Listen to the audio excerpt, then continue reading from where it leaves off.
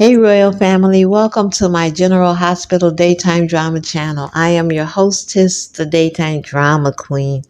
I have your General Hospital spoiler for Tuesday, March 28th. Now, let's get into it.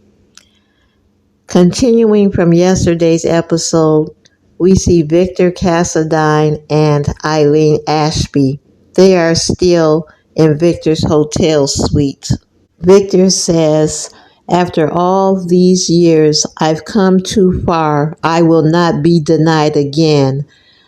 Suddenly, EILEEN's phone rings. She looks at the phone and tells Victor that it is the DA's office. It is actually Anna Devane.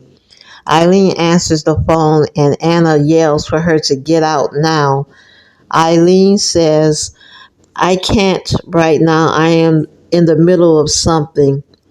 But I will have all the answers you need to know tonight." She hangs up on Anna. Valentine, who is at the safe house with Anna, says, "What's up?" Anna says, "I don't know. I'm going to call her back again." EILEEN doesn't answer this time. She puts the phone on silent. She tells Victor that won't happen again. Victor tells EILEEN, "You might as well leave, EILEEN. You've done your part." EILEEN notices the thumb drive on the floor containing the information to the encryption of the Ice Princess. EILEEN walks over to Victor and says, "I can't leave you unhappy. Is there anything I can do for you?" She begins to unloosen his tie. There's a knock at the door. Victor answers. A man tells Victor that he has the information you've been waiting for. Victor invites the man in and takes him into another room. EILEEN is left alone. She bends down and picks up the thumb drive and places it in her pant pocket. Victor and the man come out. Victor says, "You're still here?" EILEEN says, "I really need to leave." EILEEN says, "I have a meeting to go to." Victor says, "You leave when I say you can leave. We're not done yet." Victor says, "I still don't have the information that my brother engraved on the Ice Princess." EILEEN tells Victor, "I got you the necklace. The encryption key failed you, not me." Victor hands EILEEN the necklace and says, "I want you to return this to the PCPD evidence room so that no one will notice that it was ever missing. This will give my people more time to work on the decryption key and see what went wrong." EILEEN tells Victor that she was hoping that this would all end tonight. Victor then says, "I promise you'll be done with this very soon, but there's just one more thing I need you to do." Robert is also at the Metro Court. He sees Diane Miller. Diane asks him what is he doing there. Robert says that he's waiting on a business contact. He asks Diane, "What are you doing there?" Diane says she is there to meet Alexis Davis. Robert's phone then rings. It is Anna. Robert says, "I'll be right on it." He then tells Diane Miller that he has to leave. He goes to the elevator. Diane Miller is behind him.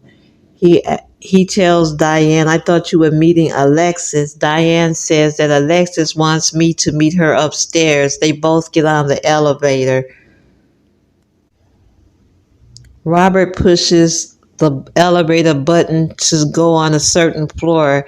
Diane Miller says, "Isn't that the floor that Victor Cassadine is on?"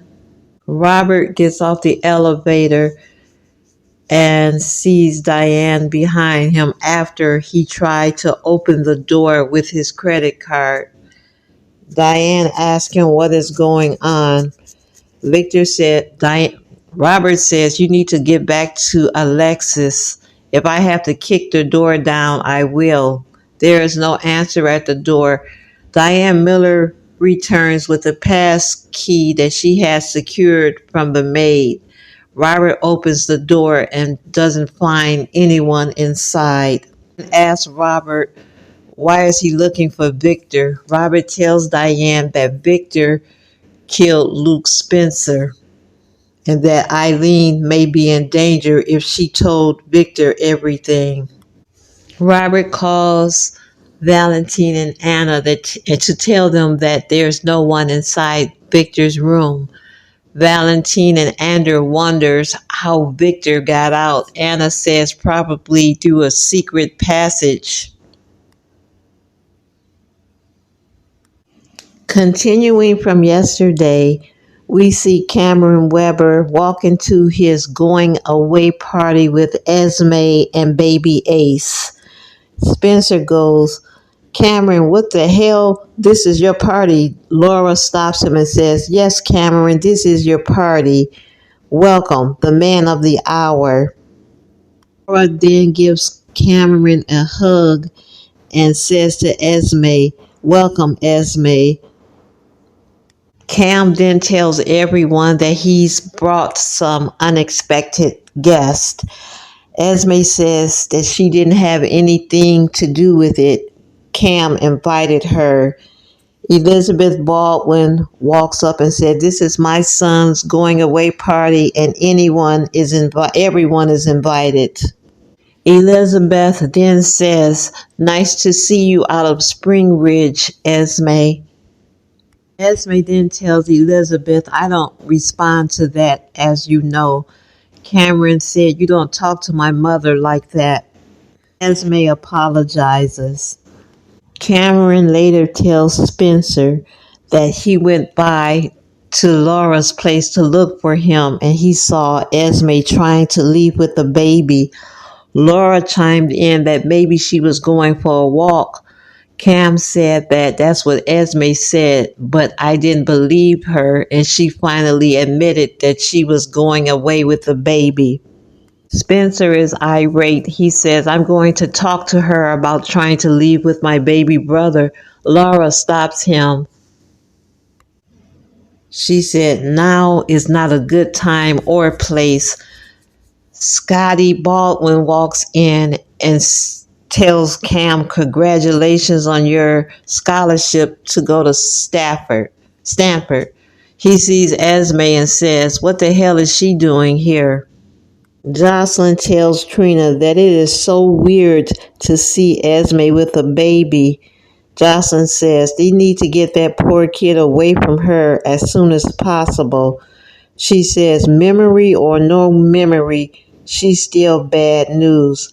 Joss then goes over to Esme and says, so you met Spencer at boarding school and you never babysit before? Esme says, I have no idea. I can't remember anything before I woke up at General Hospital. Jocelyn tells her, right, that's what you always say. Esme then apologizes for Joss for making the video of her. She says that she wants to be a better person for her son, and that's all she's concerned about, raising her son the right way. Elsewhere, Elizabeth is desperately trying to reach Epiphany on her phone, but she doesn't get any answers back. Maxie, Sasha, Brooklyn, and Bobby continue to make plans for the nurses' ball. Felix is also there. Chase walks in and sees Brooklyn. Felix then asks Chase if he brought any music, and he said it needs to be a love song. Felix then asks Brooklyn about love songs. She and Chase have an awkward moment. Felix realizes this and tells the two of them, I realized that the two of you were once going together. We now see Victor, EILEEN Ashby, and the strange man who came to the room on the bridge. The man pats EILEEN down and discovers the thumb drive in her pocket. Victor says, "Tell me why I shouldn't kill you."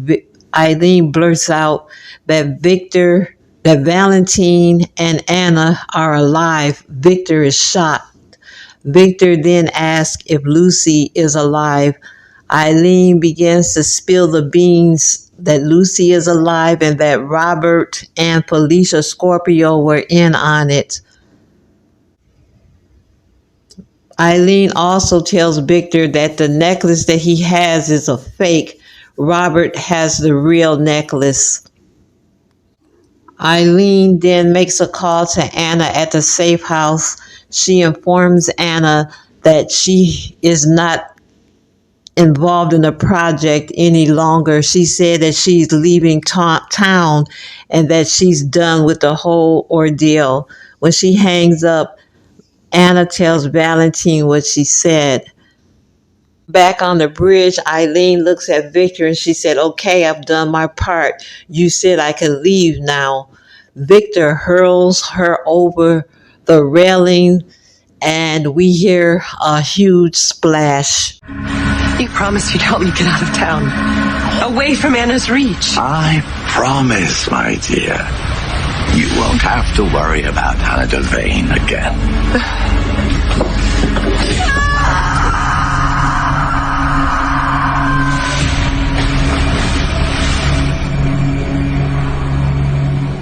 Victor has murdered EILEEN. Back at Cam's party, Elizabeth bids Cam goodbye. He hugs her and he leaves. He said that he can't wait to go to Stanford and that he's sorry to leave Port Charles. Elizabeth's phone rings and she answers it. A state trooper is on the other end.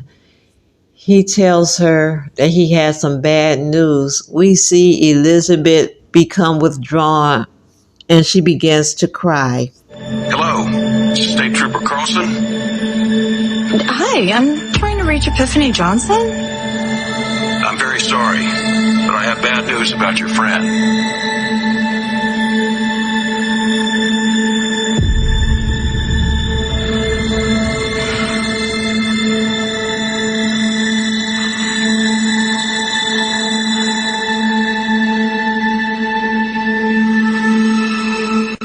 Well, that's it for today's episode of General Hospital. Please send me your thoughts, your comments, and your theories, and we will discuss at a later time. Until then, ta-ta!